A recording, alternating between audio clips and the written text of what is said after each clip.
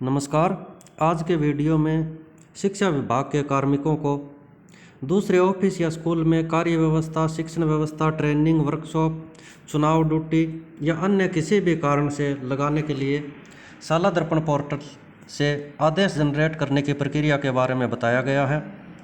शाला दर्पण से आदेश जनरेट करने की प्रक्रिया 4 चरणों में पूरी होती है। ये 4 चरण है: शिक्षण कार्य व्यवस्था प्रविष्टि, शिक्षण कार्य व्यवस्था ड्राफ्ट बनाए, शिक्षण कार्य व्यवस्था आदेश जनरेट करें, शिक्षण या कार्य व्यवस्था कार्य ग्रहण या कार्य मुक्ति। तो सबसे पहले ऑफिस लॉगिन करना है। जैसे स्कूल लॉगिन होता है शाला दर्पण पे, वैसे ही ऑफिस लॉगिन होता है। और ऑफिस लॉगिन होने के बाद इस प्रकार का पेज खुलेगा। इसमें ऑफिस मेनू पर क्लिक करना है। उसके बाद नीचे नया पेज खुलेगा, माई ऑफिस। इसमें जो नीचे लाइन लिखी हुई है हिंदी में, शिक्षण कार्य व्यवस्थार्थ ड्राफ्ट बनाए। दूसरी टेबल में शिक्षण कार्य व्यवस्थार्थ आदेश जनरेट करें। और तीसरी टेबल में लिखा हुआ नीचे शिक्षण कार्य व्यवस्थार्थ प्रविष्टि। तो सबसे पहले शिक्षण या कार्य व्यवस्थार्थ प्रविष्टि, इसको क्लिक करना।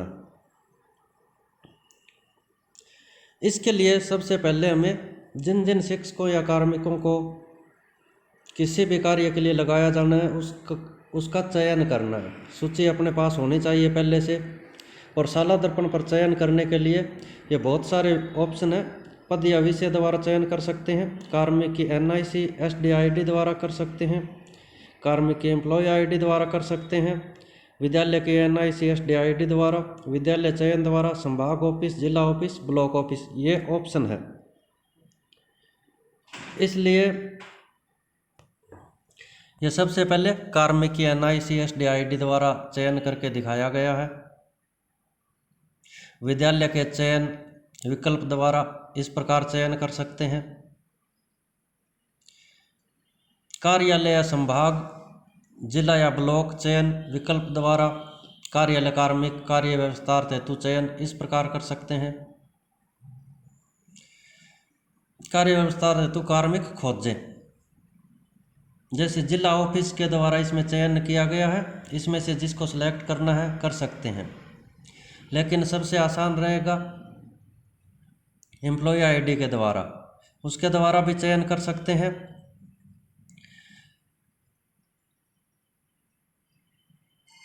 इसमें एक टीचर का चयन कर लिया, महेश चंद इसका नाम है।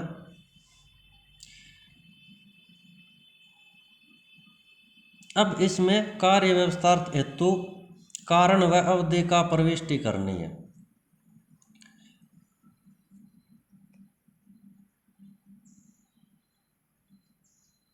और इसकी प्रविष्टि इस प्रकार से होगी। पहले पद स्थापन का कारण लिखना है। इसमें कई सारे ऑप्शन आएंगे, वर्कशॉप, ट्रेनिंग, शिक्षण व्यवस्था।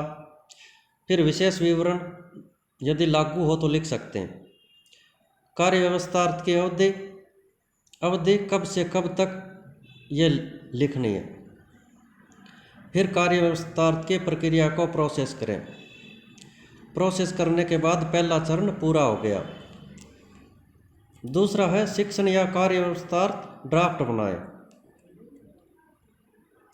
ये एक एम्प्लॉय, इसमें कार्य व्यवस्थार्थ एम्प्लॉय चयन के लिए एक किया, उसके स्थान पर ज़्यादा की आवश्यकता हो तो इसी प्रकार से ज़्यादा एम्प्लॉय भी चयन कर सकते हैं। दूसरा स्टेप है कार्य या शिक्षण व्यवस्थार्थ ड्राफ्ट बनाए। ड्राफ्ट बनाने के लिए इसका कारण लिखना पड़ेगा। जैसे प्रशिक्षण है, प्रशिक्षक हेतु, मतदान दल, वर्कशॉप, इसमें बहुत सारे कारण आते हैं और अन्य विकल्प भी आता है। उसके बाद जैसे ड्राफ्ट का शीर्षक लिखना है। इसमें ड्राफ्ट का शीर्षक इसमें लिखा है शिक्षक विहीन शिक्षण व्यवस्थार्थ। इसमें वर्कशॉप, ट्रेनिंग ये भी लिख सकते हैं। और ड्राफ्ट रिमार्क, इसमें ट्रेनिंग या वर्कशॉप किस नाम से है वो नाम लिख सकते हैं। और ड्राफ्ट की प्रायिकता। अति आवश्यक सामान्य, तो अपने को ज़्यादा ज़रूरी हो तो अति आवश्यक ही लिखना है। इस प्रकार ड्राफ्ट बनेगा और इसको सेव करना है, और ये ड्राफ्ट फिर डायरेक्टरेट से अप्रूव होता है। तीसरा स्टेप है शिक्षण या कार्य व्यवस्थार्थ आदेश जनरेट करें। पहले 2 स्टेप पूरे करने के बाद ही ये तीसरा स्टेप होता है। तो इसमें कार्य व्यवस्था का कारण और ड्राफ्ट की प्रायिकता ये सिलेक्ट करनी है। फिर इसमें आएगा कार्य व्यवस्थार्थ अप्रूव्ड ड्राफ्ट दिखाएं। अगर अपना ड्राफ्ट पहले से बनाया हुआ है, वो अप्रूव हो गया है, तो इसमें दिखाई देगा। उसके बाद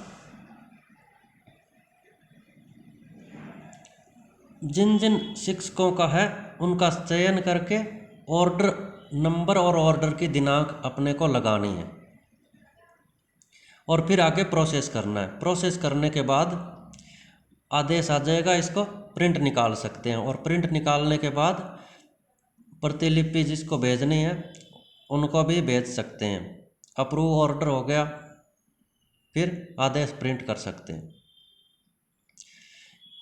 इसके बाद ये तीसरा स्टेप पूरा हो गया। चौथा स्टेप है शिक्षण या कार्य व्यवस्थार्थ कार्य ग्रहण या कार्य मुक्ति। जिन जिन कार्मिकों के लिए हमने आदेश जनरेट किया है वह उनकी शाला दर्पण पे पेंडिंग दिखाएगा। इस प्रकार से मूल विद्यालय से कार्य व्यवस्थार्थ या कार्य मुक्ति के लिए पेंडिंग।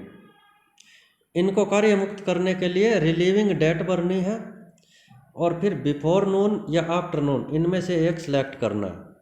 रिलीविंग डेट भरने के बाद ये सेव करने के बाद प्रिंट निकाल सकते हैं। इस प्रकार प्रिंट निकलेगा, और ये मूल विद्यालय से कार्य विस्तार हेतु कार्य मुक्ति के लिए पेंडिंग आदेश ये आ गया। इसके बाद कार्य ग्रहण हेतु विद्यालय में कार्य विस्तार हेतु विद्यालय में कार्य ग्रहण या ऑफिस में कार्य ग्रहण, इसमें भी ज्वाइनिंग डेट भरनी है। बिफोर नून या आफ्टर नून इनमें से एक सिलेक्ट करना है और फिर सेव करना है। इस प्रकार ज्वाइनिंग हो गई और ये आदेश प्रिंट हो जाएगा। इसके बाद ट्रेनिंग या कार्य व्यवस्था या शिक्षण अवधि पूरी होने के बाद वापस कार्य मुक्त करना है, तो इस पर सिलेक्ट करेंगे फाइनल रिलीव डेट।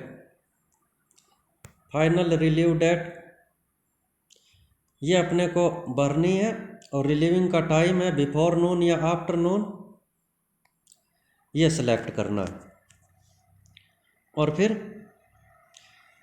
ये रिलीविंग का आदेश बन जाएगा। इसको प्रिंट कर सकते हैं और फिर मूल विद्यालय में वापस कार्य ग्रहण, इसमें यह चौथा विकल्प है मूल विद्यालय में पुनः ज्वाइन।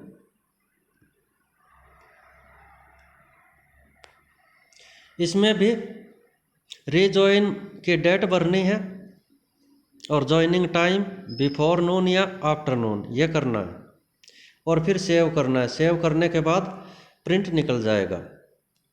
इस प्रकार ये आदेश जनरेट करने से कार्य मुक्ति और कार्य ग्रहण ये पूरी प्रोसेस होती है। और कोई जानकारी लेनी हो तो आप कमेंट कर सकते हैं। धन्यवाद।